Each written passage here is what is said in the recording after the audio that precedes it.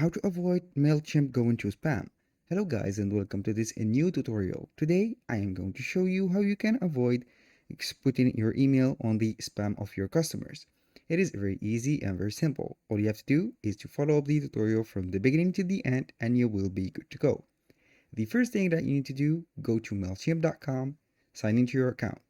Now, on the emails, you have to create some emails that are free from words such as promotion, bonus, coupon, and etc.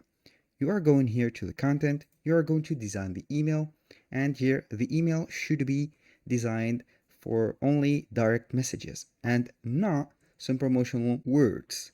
It is very easy. All you have to do is to create a landing page containing these promotional and the bonuses and also the coupons, codes, and names. And you are going to link that page within your email.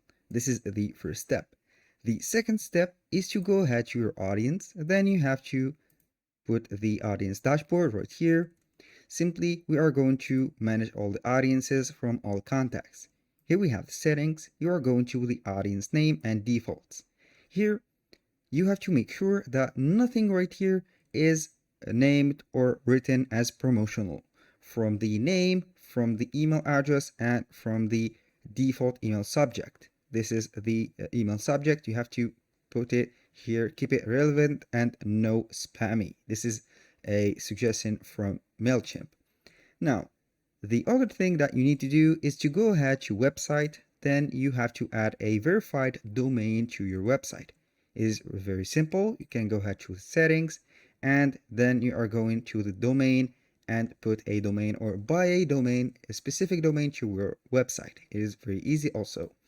Now, also for the subject right here, when you design an email, you should put a simple and short subject. Here we have the subject. You can add the preview text and the subject text appears at the front line or the front of the email.